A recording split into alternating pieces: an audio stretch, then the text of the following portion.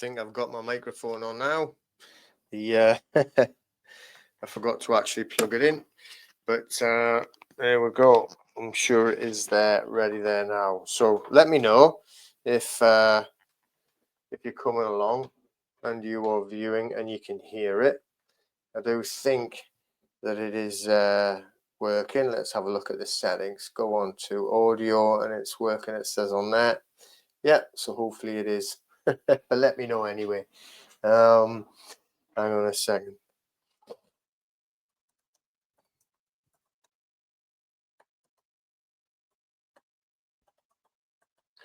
There we go. All right. So then, excuse me, we're coming back on now. Just going to be having a quick chat again about our event that's coming up, which is on Saturday and Sunday, the 1st and 2nd of February. Not very long now. What is it now? It's the 13th, so nearly halfway through the month already. Nearly. So we will be looking a couple of weeks, just over a couple of weeks, till we come to our event, Checkmate the Matrix Live, which is in Newcastle upon Tyne. The venue is it's called the Biscuit Room. That's the actual venue. I should get a photograph, see if I can get an image of it. It's an amazing venue inside what they call the Biscuit Factory. So we have had people looking up for us, and it's called the Biscuit Factory because that's what it used to be back in the 1800s. It was in an industrial area and it's what it was, a biscuit factory. But now it's like quite a posh building. It's like got a beautiful art gallery in there. There's a lot of up and coming artists go and display their work in there. It's got a wedding venue. It's got 2 wedding venues in there, as well as smaller venues. We're actually using the largest venue, which has a capacity of around 400. It has a private breakout room and a private bar all for itself, and its own private entrance with its own postcode for people to actually find it. Now, we are having a lot of it is about decentralized finance and using decentralized exchanges to escape from the control of the banksters. That's what we want to do. We're showing you how to be more in the private, how to live privately, how to actually get out from the control of the banksters and the overreach of like governments and councils, etc. That's what it's for, or part of it. So, part of it is going to be some decentralized financial exchanges where you can get involved in cryptocurrency, that type of thing, but learn from someone literally talking to you like a beginner. So don't panic if you've never done anything like that before. And then, you will be able to learn from the beginning, right from the beginning, how to actually get involved. But it's all about decentralized exchanges, and a lot of it is going to be coming on PulseX and Pulse Chain. So there's a bit more explanation going to happen. We're going to put in a lot of different links and everything like that. But we're bringing up the racing team. It is like the Lamborghini racing team for this exchange, the Hex, the Pulse Chain, the PulseX, and they're going to have the Lamborghini parked right outside the actual entrance. So you'll be able to go up and have a look at it, get your photograph taken next to it, pretend it's yours, all that type of thing. Hiya, Beverly, how are you doing? Well, the thing is as well, remember, like if you cannot make it, I mean, it would be great to come up because the venue is amazing. The city of Newcastle upon Tyne is amazing. But if you can't get there, then it still is going to be live streamed. So what I'll do is I will post a link, and I will put it up so that everybody can see. I will show that link on the screen there as well. Have a look at that, www.checkmatethematrix.com, and you can go and you can have a look at the venue details. You can go and have a look at, or if you can get yourself a ticket to get up there. And if you can't make it, then get yourself a live stream, right? And then you're also going to have it all fully recorded as well. So not only will you be able to have the live stream for Saturday and Sunday, and it's 2 separate links for it, but also you will be able to have the recording so you can watch it at your leisure later on. So I'm just going to go over a little bit about what will be going on over that weekend as well. So Like I said, there will be a lot of decentralized financial systems discussed, and sharing the knowledge on how to get involved. And not only how to get involved, but once you're involved, how to use that involvement to actually create even more wealth. So the crypto growing of its own accord there, so that is a really good knowledge share that will be shared by these experts that are coming along. Just remember that we're bringing experts from all over the country to come and present this to you. It's not me going to be talking to you. We are having experts from all around the country coming to share this knowledge. So not only are we going to be going over like the centralized, decentralized finance, but also on the health side, which is becoming even more important now, I think, really, because, I certainly wouldn't want to be going into an NHS venue or hospital or anything like that. And I think everyone needs to be able to start looking after their own health. They need to be taking accountability for their own health and how to actually make sure that you stay healthy. Avoiding sickness, avoiding illness, right, is going to be a major priority, really, or is a major priority, but it's going to be even more so as we progress through these trying times, by, like mixing in with the likes of Starmageddon and the like, Elon Musk, he's spot on, isn't he, what he's saying? I mean, you don't have to like him whatsoever, but I mean, some of the stuff that he's coming out with just makes you think, okay, he knows what's all right. Oh, that's good. That's good to know, Simon. All right. So that would be one of the SERs, was it? Something like that. Awesome. Great to hear. Very good. Like to see that. But yeah, so, the health side of it, we've got Mark Atwood's coming up. I've just done a little bit of recording with him there. He'll be putting that out very, very soon this evening, I think. We're just chatting about the event, chatting about him, because he's got a health center as well. So he's going to be there talking about that. But we also have a local health center coming that's got the hyperbaric oxygen chambers, as well as the salt therapy rooms. That's really talking about how to prevent yourself from getting ill, how to prevent getting into the actual illness side of it, where you don't want to go. And again, Mark Atwood was just saying there that the water is a vital part of it. You want to be staying away from drinking out of a tap or even a bottle. What I do is with mine, right, is like we actually filter it first of all, then we structure it by going into the vortex machine. Then we hydrogenate it so that you're getting the correct ions in there, and it's called living water. Then it's real living water, which is fantastic for your blood and fantastic for your health.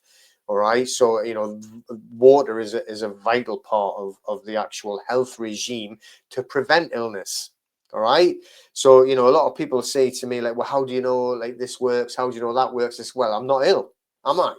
So if I'm not ill, then something must be working correctly. Right. So, I mean, the actual health side of there as well is going to be a major part of this conference on Saturday and Sunday, the 1st and 2nd of February. Then we also have, Callie Spell is going to be a guest speaker. She's going to be actually talking about the law as well, giving us some insights into that. Then also we have a great friend of mine called Bob Sykes who's coming up, and he's going to do a Qigong session, which is all about, I would say that's spiritual as well as health, as well as like mental health. I think covers all of that, so he's going to be up on there. And then we have a holistic dentist coming that's going to be really giving a fantastic amount of information about holistic health, about your mouth, your dentistry, how to get rid of these things that are poisoning us, etc., etc. So there's a amount of knowledge that is going to be shared at this actual event in Newcastle upon Tyne. And let's face it, Newcastle upon Tyne, it's a fantastic city. It's an extremely historic city, as well as being a beautiful city. So this venue, the Biscuit Room in the Biscuit Factory, is right in the center of the actual city. So you'll get a chance to actually look around as well. And there will be talking about how to live in the private, how to be in the private, and also private trusts. which I do want to share something about the private trusts on here. And I want to just have a bit of an explanation about how to create private trusts. So there is a lot of weird and wonderful things spoken about private trusts and a lot of obfuscation. Keep that word in mind, obfuscation, which is the ability to create confusion.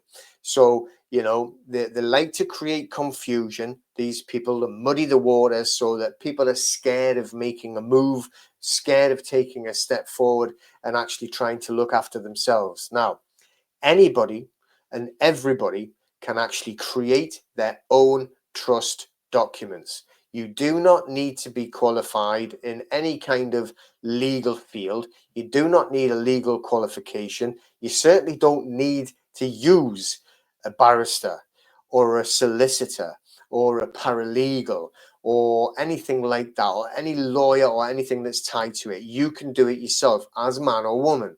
Now, hopefully that you'll have actually heard of other people that are actually doing or being a self-litigant, even when they're going into court. And you can do it even if you're charged with murder. You're a self-litigant. You're actually doing it yourself. You're not using a barrister. You're not using a solicitor or whatever it would be, you know, an attorney or a lawyer, whatever country you're in. So it's the same principle when you're actually creating your own trust or your own private trust. And there also is no format.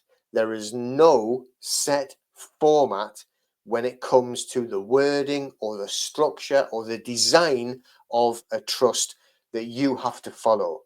There are certain rules, and I'm going to go over them now, but there is no format, and you don't even have to use the word trust for it to be a trust. And I'm going to show you a case law, a very famous case law that has many other supporting case laws, by the way. I haven't just got the one, but I'm not going to spend 2 hours going through case law, you know, bore myself to death, never mind all of you.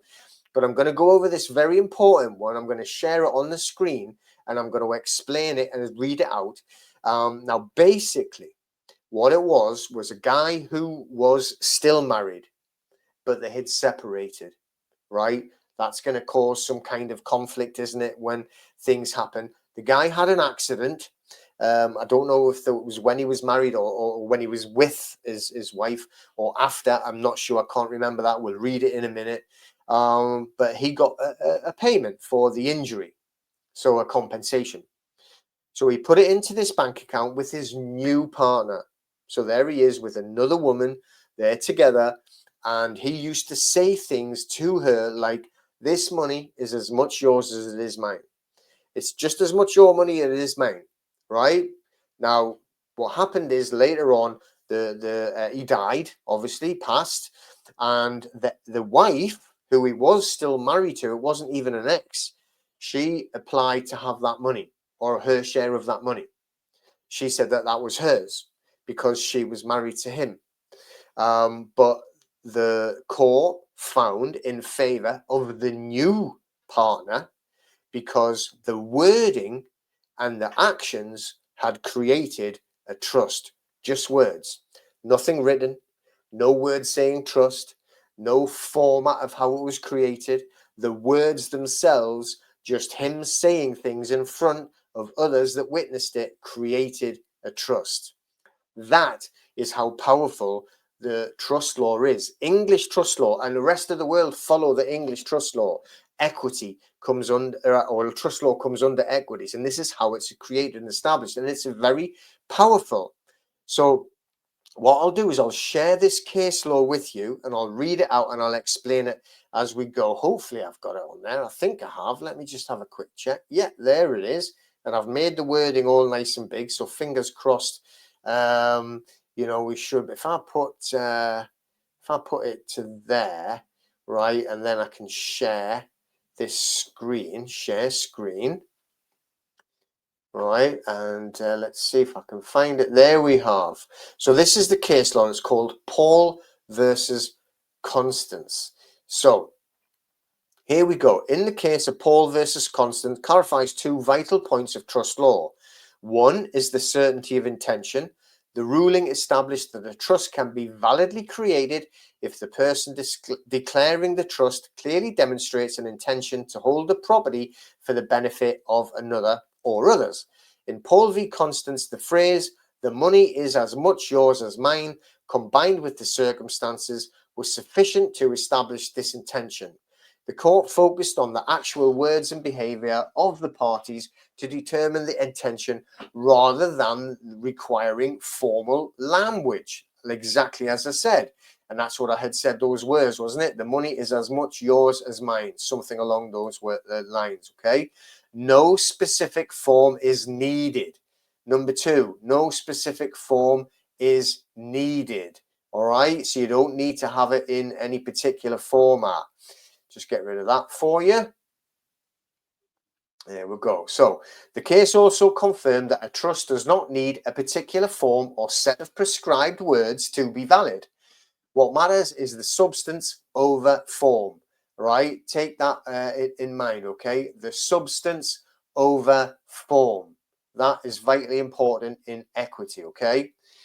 If the intention is to create a trust is apparent, and the other requirements of a trust, certainty of subject matter and objects, are satisfied, a trust can arise. Thus, Paul v. Constance is a key precedent for informal trusts and is often cited to demonstrate that trust law is flexible and responsive to the equitable intention behind actions and statements.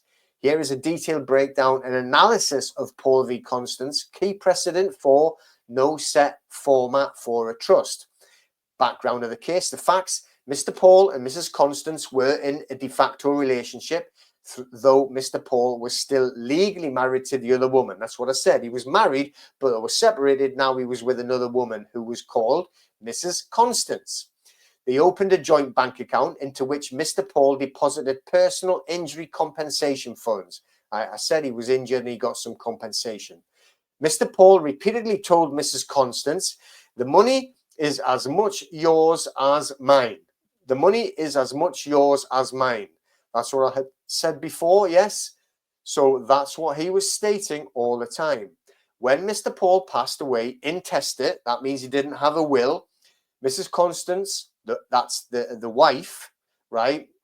Sorry, that's the what would I call her? The partner, the girlfriend, sought to claim a share of the funds in the account, asserting that they were held on trust for the both of them. The legal issue: did Mr. Paul's words and conduct create a trust over the funds in the account? Legal principle at stake. The case raised two significant issues: certainty of intention. Did Mr. Paul intend to create a trust? Formalities. Did the absence of specific words or a formal written trust instrument, there wasn't one, was there? Okay, did that invalidate the trust? The court's analysis: a certainty of intention. The first question was whether Mr. Paul's words and actions showed an unequivocal intention to create a trust. The court relied on statements and conduct. The repeated statement, "the money is as much yours as mine," was interpreted as intention to share ownership, which was consistent with the principles of a trust. You see, right? Very, very powerful and very important. Mr. Paul had treated the funds as jointly owned, allowing withdrawals by Mrs. Constance and explicitly referring to the account as belonging to both of them.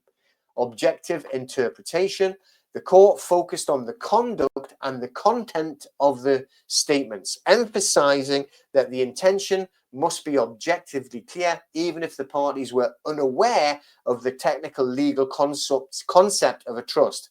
So they weren't even aware that legally they were creating a trust. Just keep that in mind. So not only do they not need to be legally qualified, they don't legally need to know that those words created a trust, even though they were creating an actual trust. That is massively important, showing you that anyone can create their own trust. You do not need legal qualifications. You don't even need to know you're creating a trust. You probably create trusts all the time without even knowing what you're doing. On to B. Lack of specific form or formalities. Key precedent established. The court affirmed that no specific set of words is required to create a trust. Instead, what matters is the presence of the three certainties. I've said this so many times. The three certainties. Certainty of intention. An intention to create a trust can be inferred from words and conduct. Certainty of subject matter. The trust property must be identifiable. In this case, the funds in the account. Certainty of objects. The beneficiaries must be identifiable. Mrs. Constance was clearly and the intended beneficiary alongside Mr. Paul, because obviously it said his money or this money was as much his as hers. Okay. Comparison with earlier cases, the judgment reinforced the principle that informal arrangements, even without legal terminology or written documentation, could form a trust as long as the equitable intention was evident. Key lessons from the case. Trusts are based on substance over form. Again, I've said that so many times. Substance over form. That's equity. The decision emphasized that trust law values the intention to create an equitable relationship over rigid adherences to formalities. This approach reflects equity's flexibility and ensures fairness, especially in domestic or informal contexts where formalities might not be observed. Flexibility of trust law. The ruling underscored that trust law adapts to the realities of human relationships.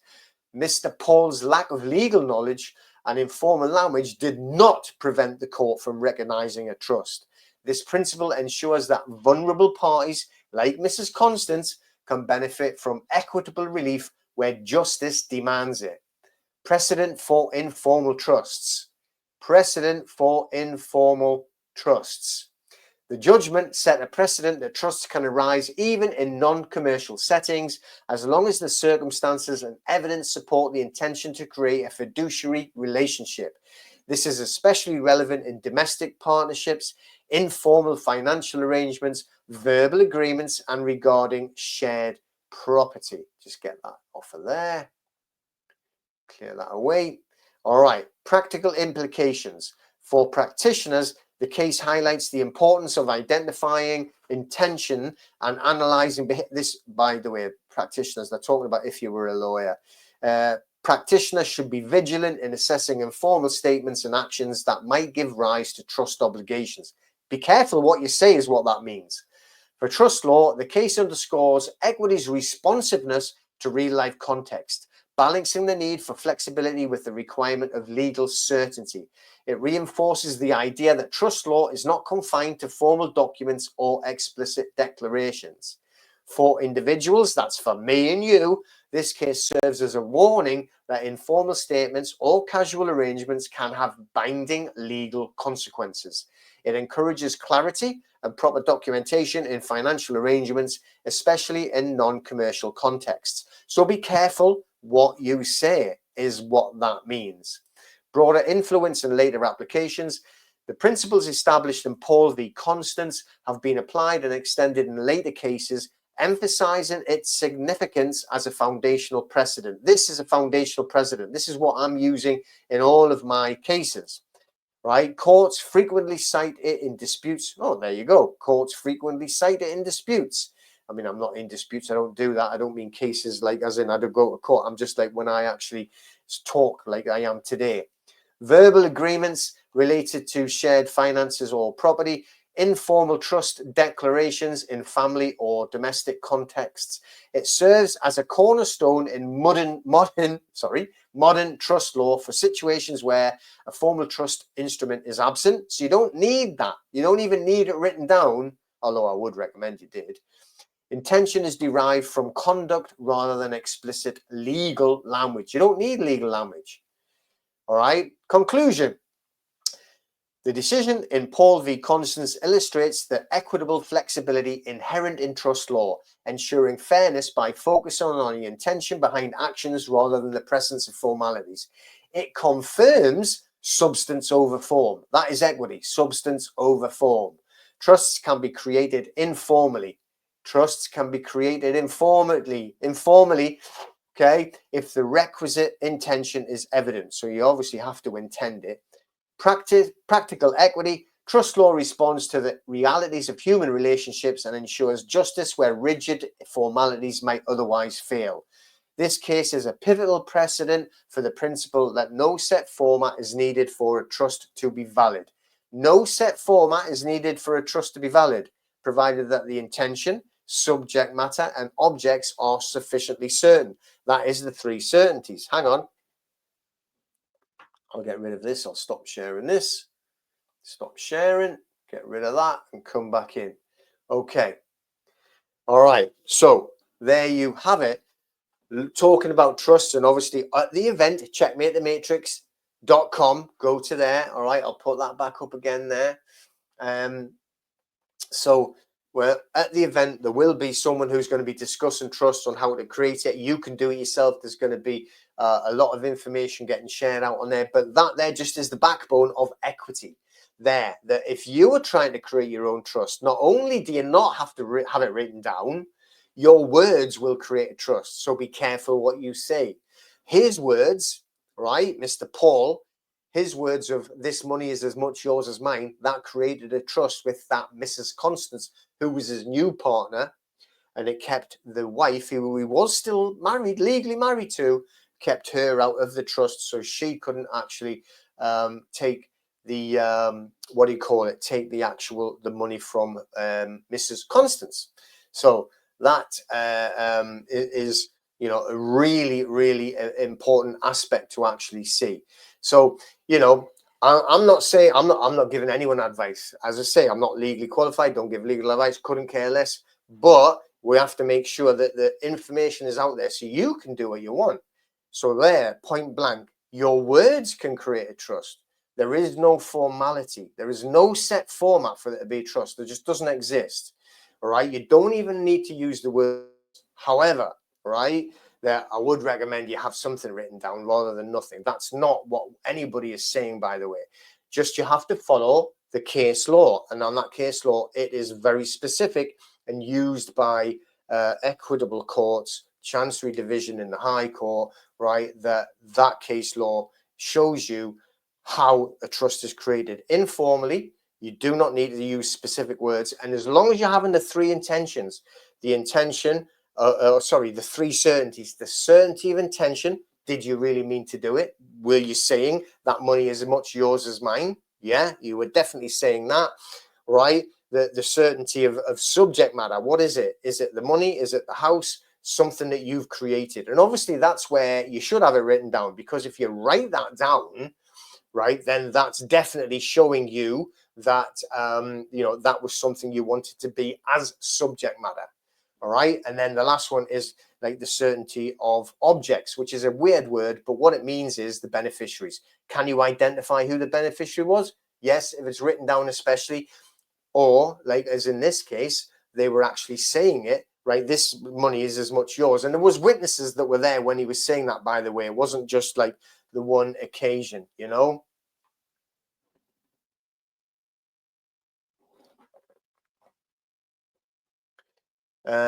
Yeah, well, you know, there are people that are saying that you have to be legally trained to create a trust, and you don't, right? And that case there proves it. There is the case law, all right? And that you don't have to be legally qualified to create a trust. You can create the trust. Man and woman can create their own trust. You do not need to be legally qualified at all. Simply obfuscation, muddy the waters, make people scared, right? So you don't actually make a step forward. That's all this is for. So these other entities, these people, right, they are trying to make you scared of actually doing something and moving forward and protecting yourself. And that's what. And why would they do that? I don't know. Isn't that a strange thing, do you not think? I mean, what do you think? Why would somebody try to stop you actually protecting your own assets? But that case there, that actually shows. Now, I won't ever do anything unless I can prove it on case law, you know. So I've just showed you that one, which was like Paul v. Constance, right? Go and look it up. Paul, like as in, you know, the one of the disciples, wasn't he? Paul, and Constance, and that was Mr. Paul. It was his surname, and Constance, that was Mrs. Constance. That was her surname. His new partner, because he was still married. He was still legally married. And those words, just saying those words, right, created a trust. Okay, so you don't even have to have it written down.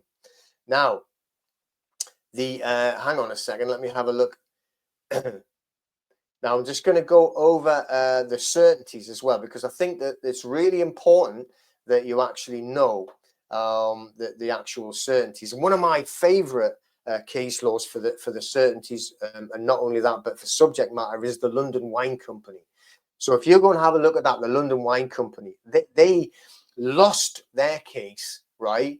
Because they were like an investment house, really, not just selling wine. Come on, let's go and get drunk on wine, right? They were, have you ever seen it when you can invest in a barrel of whiskey? Same type of thing. You could invest in this wine, these bottles of wine.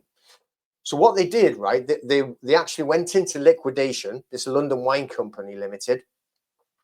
And they said to the receivers, these wines over here, they're not ours. They are our customers, right? So you can only take this wine as, our assets if you want to go and settle with the creditors, creditors. So they said, well, where's the proof that this wine actually belongs to a customer? And they didn't have any proof, right? They had not given the wine a reference number tied to an actual client or a customer. They had just put it to one side, but they'd never recorded it on paper to say, well, what's the difference between that wine and that wine, right? They hadn't wrote it down, so they lost their case. So that means all of those people who invested in the bottles of wine and they had them there, they were probably like 20, 30, 40,000 pounds bottles of wine or whatever it was. But and it's a modern case as well. It's quite new. It's not like 1800 or anything. And they lost the case. They said there's no trust there because you haven't given it a specific reference number. That is the certainty of subject matter. So the certainty of subject matter is just as vitally important as the certainty of intention. Did you really intend to create a trust? Whereas Mr. Paul's words, this money is as much yours as mine, those words created a trust. Okay, that is really important to know. So what we'll do is I'm going to show you, I'm going to share again an explanation of how the three certainties come from Paul v. Constance. All right. And the Paul v. Constance, that's not Mr. Paul because he was dead. It was the Mrs. Paul who used to be the wife before he died, because he didn't actually get divorced. They were still legally, tied together. So let me just highlight this. I'm going to make sure I've got it up there. I have. There it is. So I will share my screen. All right. And then I'll read through it. And this is from that case, but it highlights a couple of others.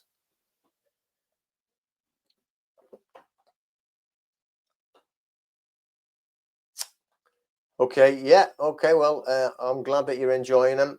Yeah, and best wishes to you as well. Oh, how you doing? How you doing there? Oh, and we've got somebody popping in from Watford. Watford, how are you doing? All right. Can you explain about the water a bit more? Keep hearing of hydrogenated water machines, bottles, but not so many scams out there. Well, it probably is. I don't really know. But, I mean, I'm running out of water. But basically, what I do is I just can't remember what it's called now. I think it's called Zero Water. I have no affiliation to anything. Have a look for a good filter, a good water filter. I've actually just bought one that you can put underneath your sink that goes on. I haven't done it yet. I've had it for about a month. I got it actually before the Christmas break. But there's my that's Mouse, all the noise there. Not a mouse, but my little doggy Mouse. Somebody just knocked on the door, so he's kicking off a bit. But on the water, you filter the water first. Make sure you got a good filter the water. And then once you've done it, you put it in a vortex machine. You can get many different ones, right? But and it's got on the vortex machine that I have, it's got copper wire, twisted copper wire in, and it also has magnets in it. And it vortexes the water and makes it alive.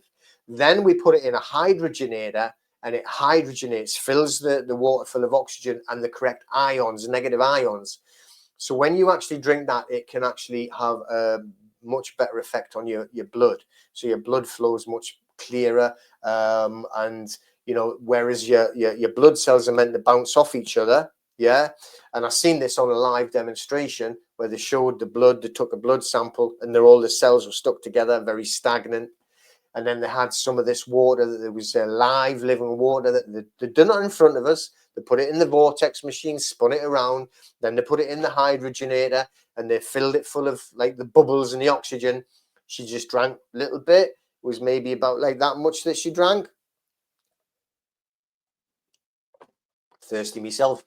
And then they took another blood sample, and you could see all they were bouncing off and jumping all over the place, you know, the actual blood cells. So that like was pretty impressive, you know, and they did it in front of us. I don't really think that it's like a trick, and that's what that was about over a year ago, and I've been drinking it ever since. And people keep saying to me like, well, you know, like, how do you know it works?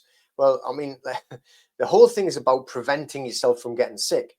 And I haven't been sick, and I'm not ill, so it seems to be working, you know. And that's all I can say. You know, I'm not medically qualified either. Never mind, just not legally qualified. I'm not medically, so I don't know. But I don't feel ill. I feel good, and I haven't had to go to the doctors, and I don't have to, you know. So fingers crossed it continues like that. And we have to like really. That's what the whole thing is for. That's what we're talking about on Checkmate.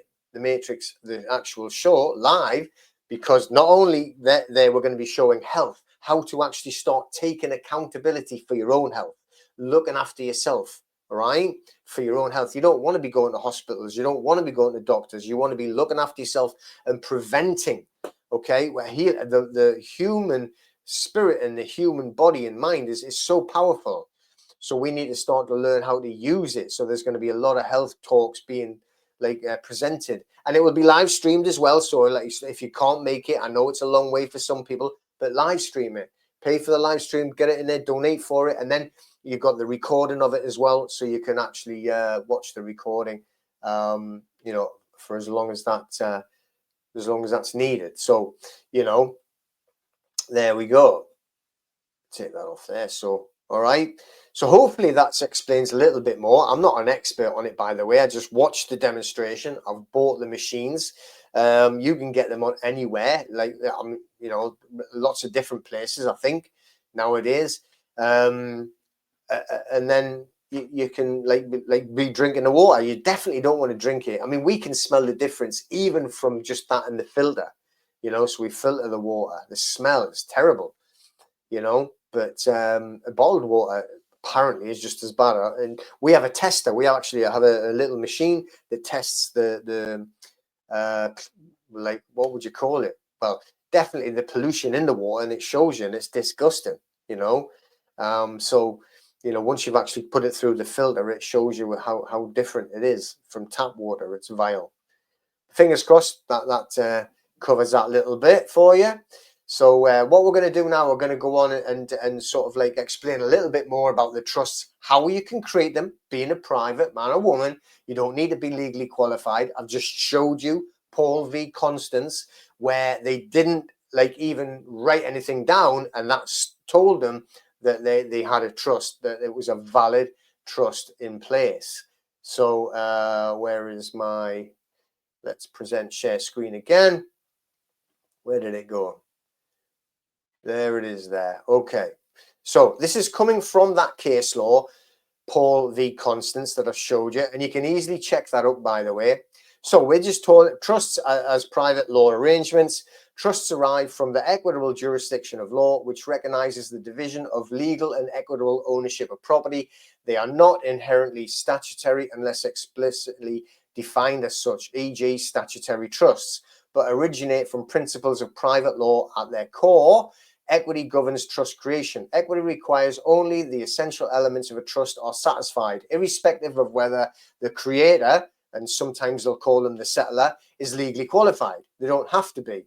Private autonomy. Trust creation is an exercise of the settler's autonomy to decide how their property is managed and for whose benefit, as long as it aligns with the principles of equity and public policy. The legal foundation of private trusts is contractual in nature, relying on the agreement or intention of the settler to transfer ownership or impose duties upon the trustee. The three certainties, this is what we wanted to go over right? The three certainties, which is coming from that Paul v. Constance. So the certainty of intention. And it says to establish a valid trust, the three certainties must be met. And there's case law as well, not just Paul v. Constance, but a lot of case law that will show this. I only want to show you the three certainties. I'm not going to go through the whole actual report because it will take too long. It takes too long. Well, the other one was a bit lengthy as well. All right, so the certainty of intention. The settlor must explicitly or implicitly demonstrate an intention to create a trust. This can be done through language, conduct, or a trust instrument. There is no requirement for legal qualifications to express this intention. The law merely requires clarity of purpose. So bear in mind, okay, on that one that we've just showed you, which was Paul v. Constance, that there wasn't even anything written down. All he had said was, this money is as much yours as mine, right? He certainly wasn't any legally qualified. He created a trust literally by talking to his girlfriend, really. That's what it was. Okay, so there we go. The certainty of intention. Did you really mean it? Next one, the certainty of subject matter, right? The trust property must be clearly identifiable. The settlor must specify what assets are being placed into the trust. Again, this requires clarity rather than legal expertise, and private individuals can fulfill this requirement by listing assets explicitly. So you list the assets explicitly. I said that on that London Wine Company Limited when they didn't put down whose bottles of wine belonged to who, and they lost their entire case. And they said there was no trust because you haven't actually explained who those bottles belong to, and they lost it, you know? So make sure that you make a list of everything that you're putting into the trust. Certainty of objects. The beneficiaries or the purposes of the trust must be clearly defined. I'll say that again. Certainty of objects. The beneficiaries or the purposes of the trust must be clearly defined. What they mean by objects. What's the object of this? What is the objective to accomplish? That's why it's called objects. Okay. Beneficiaries must either be individually identifiable or fall within a defined class. This requirement ensures the trustee has clear obligations, and equity allows a flexible interpretation as long as the settlor's intent is clear. Okay, jurisdiction and the Recognition of Trusts Act 1987. The Recognition of Trusts Act 1987, implementing the Hague Convention, all right, on the law applicable to trusts and their recognition, underscores the settlor's autonomy or authority, whatever you want to call it, to choose the governing law. Section 6 of the Act recognizes the right of the settlor to select jurisdiction under which the trust operates. This choice reinforces the trust's private nature and freedom of the settlor. If a settlor chooses a jurisdiction like Jersey, which allows flexible private trust arrangements, the trust operates exclusively under that jurisdiction's legal framework. Recognition of private arrangements. The Act requires that jurisdictions recognize trusts created under the laws of other jurisdictions, provided the trust is valid under its chosen governing law. No legal qualification required. Private individuals do not require legal qualifications to create a trust or assign assets to it because trusts are based on intent and clarity. Mr. Paul, right, he was just said, this money is as much mine as yours. As long as the settlor's intention, the property and the beneficiaries are clearly expressed, the trust is valid. Trust equity's flexibility. The jurisdiction of equity emphasizes substance over form. We've been saying it time and time again, substance over form. A layperson can create a valid trust if the essential elements are present. Formalities are straightforward. While some trusts involving real property may require specific formalities, these are procedural rather than requiring specialized knowledge. The Recognition of Trusts Act 1987 further reinforces this, allowing individuals to create private trusts with minimal external interference as long as they adhere to the trust's chosen jurisdictions. Private trusts and non-registration. Private trusts, especially those governed under equitable principles, often do not require state registration or public oversight. This lack of mandatory regulation highlights self-governance. Private trusts are governed by their terms and the fiduciary obligations of their trustees. No statutory dependency. The trust instrument itself is sufficient to enforce the trust without requiring governmental or legal professionals' involvement unless disputes arise, right? Which then we could go to court. For example, a private express trust created under Jersey law or other jurisdictions like the Cook Islands operates solely under the terms established by the settlor and applicable, that's easy for me to say, equity principles. Okay, so there's a few more. Well, I'll read it anyway. Practical safeguards. Although legal qualifications are not required, certain precautions are advisable. Clear drafting. A poorly drafted trust instrument can lead to disputes, right? So if there's more than one of you, but remember, your words alone can create a trust. Tax and legal implications. Misunderstanding tax consequences or jurisdictional issues could lead to unintended liabilities. Trustee responsibilities. Trustees must act in accordance with fiduciary obligations, and ignorance of these duties could expose them to liability. That's why I always keep telling people, so well, if you want to create a trust, make sure you know who's going to be the trustee and that they know what you want, because you, the creator, have to create the rules and the laws in the trust, and they have to follow them. So make sure they know what you want before you say they're a trustee. All right, does that make sense? So while professional advice ensures compliance and optimal structuring, the absence of a legal mandate for professional assistance confirms the correctness of your statement. Okay, so conclusion is it doesn't matter. It's all following the same thing. Stop sharing there, come out of there and come back in. All right. Wow, thirsty, we're saying all that. There we go. So there's 3 types of trust: private, statutory, or public, which is like charitable. Okay. Yeah, that's exactly it. What's the distinction between the latter two? On the both stationary. Well, if it's charitable, statutory. If it's charitable, then it's public. It is completely public, in the public, like the National Health Service is called the National Health Trust. It's set up as a public body, whereas statutory means it actually has to follow. So if you go to a solicitor and the solicitor is going to create a trust for you, they'll do what's normally a discretionary statutory trust, which they immediately register with the TRS, Trust Registration Service, which is another name for HMRC. Let's pay you your tax. All right, so that's the difference between them two. Okay. Yeah, you're very welcome. You're very welcome. Glad you're enjoying that. I just thought I would pop on and obviously put a little bit about the trust stuff, because there is going to be some trust explanations, you know, in the event, which is Checkmate the Matrix Live, which is on Saturday and Sunday, the 1st and 2nd of February, not very long away. So yes, you can get up to Newcastle upon Tyne. I would recommend it because it's a fantastic city. It's an amazing city, you know, and it's the venue itself is fantastic as well. However, it is being live streamed, so if you cannot physically get up there, I do get that, it's a long way for a lot of people, then you can live stream it, right? Get the live stream, which is also recorded, so you can keep it forever and keep going over it. So we're going to have people talking about the health. All right, we're just showing it like a holistic dentist showing he's got 1 million followers on X now, not Instagram or whatever it's called, X, Twitter, whatever, X. But he's showing you how to actually use holistic health. Then we're having Mark Atwood's going to be there talking about health and about his health centers. We're going to have a local clinic is going to be there with a biometric machine. You can get your body scanned biometrically. Then, you know, we're going to have people there telling you about decentralized finance, how to become your own bank. How could that be any better? Private banking, how to become your own bank. Also, we're having someone to talk about how to completely get rid of debt or control debt. Not GDPR. There is going to be a GDPR session, but there's 2 versions of how to control debt.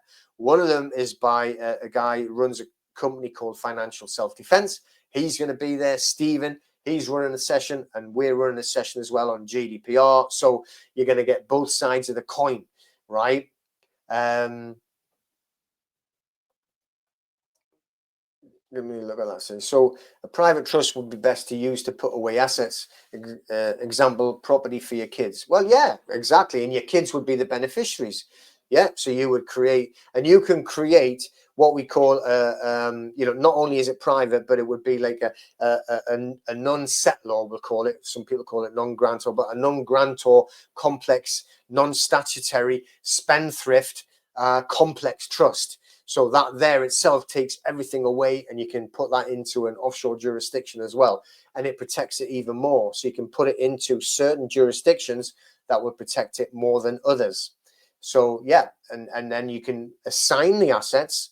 So you're basically giving the assets to the trust. You, right, if you were the one that, say for instance, bought the car, right, or you bought the house, you're no longer the owner once you put it in the trust.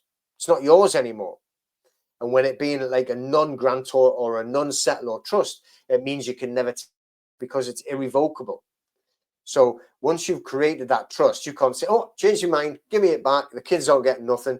Once you've made that, it's irrevocable trust. That's it. It's finished. And there's also a perpetuity clause that you can put into it. There's a lot of different things you can do to help protect things for your offspring. And also the whole idea is it's got to be for future generations, your family, as it goes through the generations. That's how, right, people like, you know, these people that have got massive big property portfolios, and or like, you know, they've got big, what do you call them, like castles and that.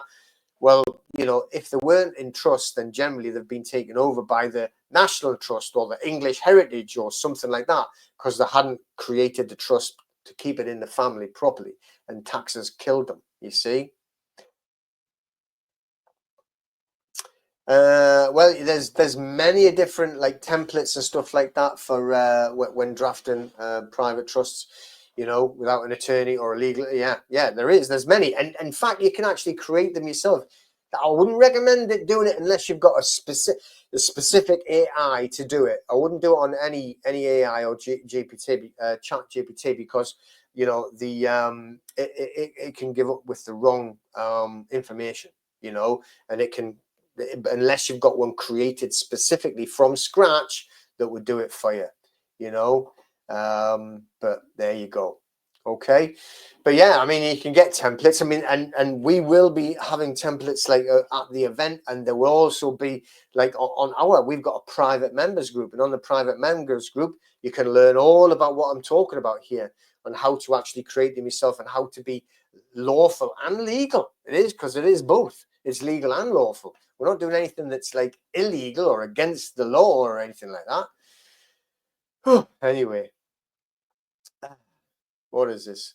Somebody's getting letters from Cabot SER requesting legally executed deed of assignment. I presume that's what it means.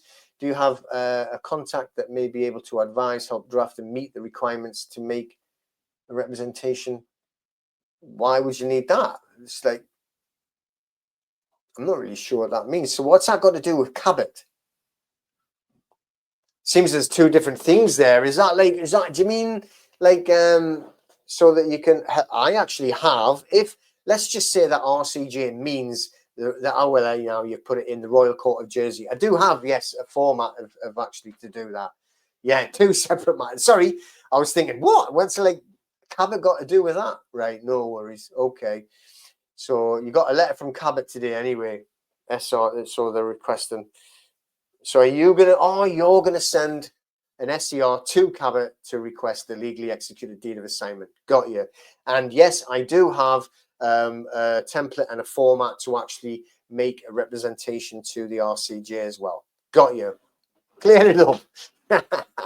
All right. Well, that's trying to confuse me. You know, I'm actually getting ready for a meditation session. That's where I'm going now. I finished a chat there with Mark Atwood. That's what I've just been doing. So he's putting out on his channel tonight or tomorrow, and I just had a spare little bit of time. Thought, well, I've been on nearly an hour now, so I just thought I'd go on because I need to keep promoting this event and probably just get to chat with people. So anyway, yes, thank you, Jack, and yeah, get you now trying to confuse me on purpose, will you? No worries, just joking. All right, but I'm gonna shoot off now. Thank you very much. There's quite a lot of people came on there, and I had a chat and listen up to me, but I'm going to go and chill out and relax my brain, get ready for my meditation session. You can't just jump into a meditation when you're being all hyped up. You'd never get there. But thank you again. Thank you for all listening, whoever did. And I will put the links into this as well, and I'll also put the live back up on my channel. Yeah, definitely. And here we go. We're going to get into the meditation state and relax. It's not really that kind of meditation, but it's brilliant as it is. It is brilliant. So I'm going to go with my meditation coach, shall we call him, Thomas. And he goes through like guided meditation. Sometimes it's banging drums and all sorts of things. It's not sitting silently all the time. It's amazing some of the stuff he gets up to. Anyway,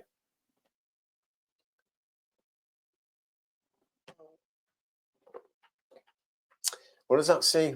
Quickly, I have to go. So I've heard it's possible for debtors. You're the debtor, all right? You must mean creditors, okay? To liquidate assets in a trust, even though the trustee, even though you, the trustee, are not a beneficiary. I don't really know what that means. But you can be a trustee and a beneficiary, by the way, if that's what you're trying to say. The only times that they can actually do stuff like that is if they can find something that you've been naughty and you've been like, trying to, be a bit like do illegal stuff. But if you've been lawful and you've done it, they can't do anything about it. At the end of the day, once you've actually assigned it over, it's not yours anymore. So you literally do not own it anymore. So they can't take anything off you. Like, what's his name? Right? Own nothing. Not own nothing and be happy guy, right? Not like Swami Bammy, right? But the other one, Rockefeller, own nothing, right? Control everything. Yeah, and that's what you have to do. Yeah, so the creditor, no, they can't do it. If you've done it correctly and you've done it like I've just explained there with that case law, then you'll be fine. But there are a lot of templates, etc. But there's no specific format. That's the whole point of what I was making. Certainly don't need to be legally qualified. There's so much case law to support this, by the way, and I can drag it out forever and ever. But anyway, I have to shoot off. I'm going to get ready for my meditation. Thank you very much for everybody for coming on. It is recorded, so obviously it'll go up on the channel as well, just in case anybody wants to see. Okay.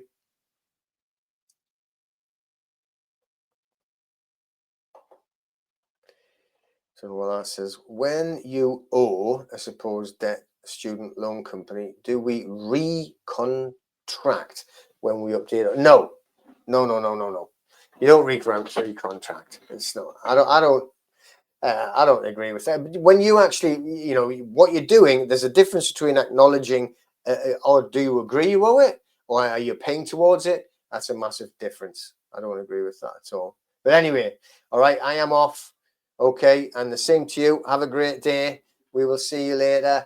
All right, and I am off to get ready for my meditation. Thank you very much. All right, take care, everybody. See you all later. Bye. I think that'll be it. Bye.